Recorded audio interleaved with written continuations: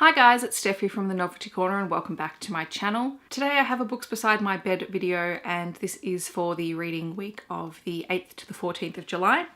This was a crazy week. I read 11 books, don't even ask, last week of the school holidays, and even though I said last week that I thought I was pretty much going to be completely burnt out, I think I am now. It was a bit silly of me to try and do this, but I sort of started binge reading a series and then I couldn't stop myself. As such, because there's 11 books, I probably won't be going into super amounts of detail, particularly with the series, but you'll understand why when I talk about it. So in those 11 books, 2 of them were tomes for the end of Tome Topple. One was a young adult book, and I read 7 books in a series plus 4 novellas from the same series. And that series I read as an ebook, which also helps why I read it so quickly. I always tend to read ebooks quicker. I read a total of 3,846 pages and I'm up to 131 books for the year. Normally I would review the books in the order that I read them, but I'm actually going to change up the format this week just to make it a little bit easier to talk about everything.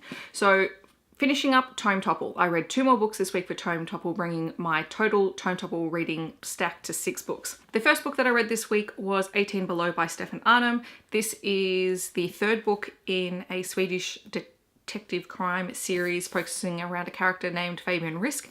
It was translated by Rachel Wilson Broyles and I gave it 3 out of 5 stars. It centers around the death of a wealthy businessman who is involved in a police chase where he drives his car into the river and they suspect that he died on impact. However, when the autopsy is performed, it is revealed that he had been frozen and was dead long before the police chase. And it is the story of how did this man die, who is responsible, how does it tie in with events that are happening in the personal life of Detective Risk. So it wasn't a bad read, it was a little bit slow. I'm not a huge fan of crime books that are super long just because I think the pacing tends to be a little bit off sometimes, but I did enjoy it. It was a nice, change of pace to read something by a brand new author, something that was translated as well, and that's going to be a theme with my next book as well.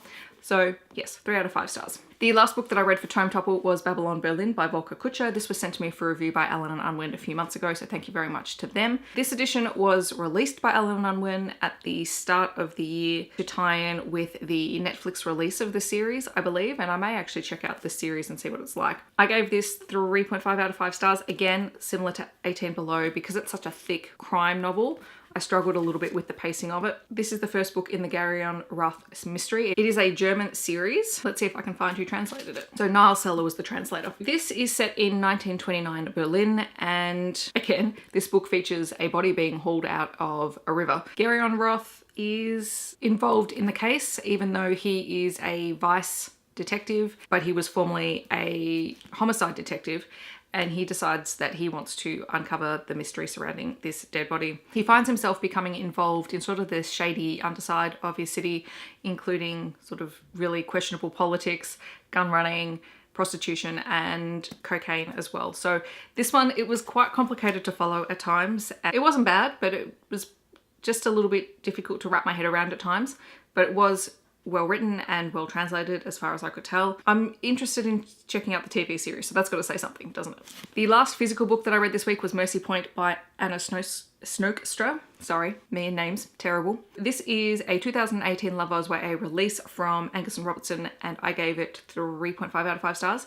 This is the YA Room's Book of the Month. It is the story of 5 teenagers who meet each other anonymously in an online chat room because they all believe that they have been adopted by their families, even though their parents have never said anything, and they've been raised as if they were the born children of their families. They take comfort and find friendship in one another in this online forum. However, when they finally decide to meet in real life, most of them realize that they actually hate each other. They all go to high school together and they can't stand one another. And so it sort of fractures this group, and yet they all still have these questions running around in their head. Eventually they sort of band together and they decide to try and uncover what their parents are hiding. And this is where the book gets really interesting because it goes from being a thriller to sort of being something else, another genre. And I can't really say what it is without spoiling it. It was interesting. I went into it expecting a thriller and it turned out something else. What I really liked about this book is all of the characters sort of have their own thing. You have one character who has a hearing impairment and wears hearing aid. You have another character who is on the LGBTQIA+ spectrum. A character who is quite a bit of a bully but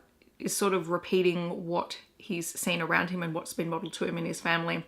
And you see him sort of coming around to understanding and being quite disappointed in his own actions. It wasn't bad. I enjoyed it. I think this sort of sits on the younger side of the YA spectrum, just with the way that the characters are written. And I really struggled with Emma's perspective. I found her to be really difficult to like, but that's fine. There's nothing wrong with that. It's just that she had quite a few perspective chapters, so that I had to get through those while wanting to smack her upside the head and go, come on, behave. I did enjoy it. I'm looking forward to discussing it, and I'm looking forward to meeting Anna and talking with her about the book, because yeah, it's great to read books from local authors, and she's from Melbourne, so excellent. That's Mercy Point. Now we come to the binge reading portion of my week, which is the Guild Hunter series by Nalini Singh. This is a paranormal urban fantasy romance series that was published by Gollancz and distributed by Hachette here in Australia. It currently has 10 books in the series, with the 11th book about to be published, and I've read 7 of the books plus the collection of novellas, and there's a whole bunch of short stories that I also have on my Kindle to read as well. Now, because I've read so many books and it's sort of going to either take me 20 minutes to talk about them all, I might just try and do this in summary. So the world that Guild Hunter is set in is a world very much like our own, except it is ruled by archangels. Archangels being the pinnacle of angeldom. However, this is not a religious angel thing. In fact, we're not told how angels came into being, how they came to power, or any of that. So you sort of just have to go on belief. I mean, this is paranormal romance. That sort of goes with the territory. So there are 10 ruling archangels called the Cadre, and they all rule different territories on Earth. And then underneath them, they have other angels who are very, very strong, but they don't have the same powers and abilities as the archangels, and they sort of then rule smaller territories within the archangels' domains. Angels also have the ability to create vampires, and people on the planet are very interested in becoming vampires because they get to live a near immortal life, and so they have to petition and apply to become a vampire. Not everyone is chosen, not everyone is compatible with it, and anyone who is made then also has to serve out a 100-year contract to the angels. Enter the Guild. The Guild is a group of vampire hunters who work for the angels when vampires skip out on their contracts. From here, we meet Elena, who is one of the best hunters in New York or in the United States, and she is hunter-born, which means she can actually scent vampires, so she can track them. In the very first book, she is called to the Tower, which is the base of the Archangel of America, and that is Raphael. And here, Raphael tasks Elena with tracking down an angel who could possibly be going mad. Thus starts the entire series. And this series, it has a lot of action. There is a lot of romance. It is very typical. It is very, very steamy. So if you don't like sex scenes, it's probably not going to be a series for you. What I really like about the series, and I think what's kept me going, is all of the side characters that we are introduced to in, say, the first 3 books. So the first 3 books, Angel's Blood, Archangel's Kiss, and Archangel's Consort, focus primarily on Elena and Raphael's relationship and the developments that happen there. After that, we start to have books where the focus is more on the members of Raphael's 7, who are sort of his guards and lieutenants. So the 4th book focuses on Dimitri, who is his second. He is a 1,000-year-old vampire who has a very snarky relationship with Elena, and I love it to pieces because Elena gives as good as she gets. The 5th book focuses on Jason, who is the spy master, and he is an angel who is very, very good at infiltrating places and getting information. Book 6 takes us back to Elena and Raphael and the developments of sort of this ongoing sort of potential war that's happening between all of the archangels. Book 7 focuses on another vampire, this time not a member of the 7, but someone who is very close to the 7, and another hunter called Ashwini. And it also introduces potentially my favorite member of the 7, Nazir. Sorry, it doesn't introduce him.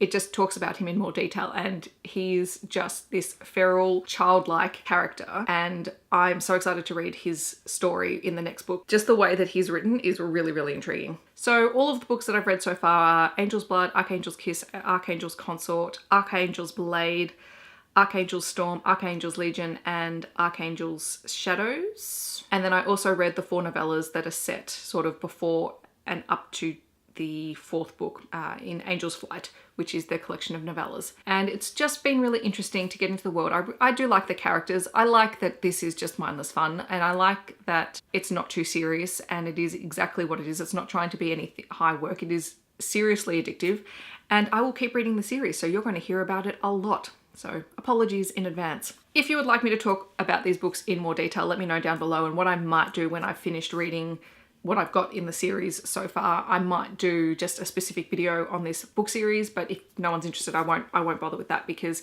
I know paranormal romance is not everyone's thing, but every now and then I like it because, yeah, it's entertaining. Those are the 3 physical books, and just, you know, imagine a pile of books on here. In the comments, let me know if you have read any of these books and what your thoughts are on them. I hope that wherever you are in the world, you're having a wonderful day, and I will catch you in my next video. Thanks for watching. Bye guys.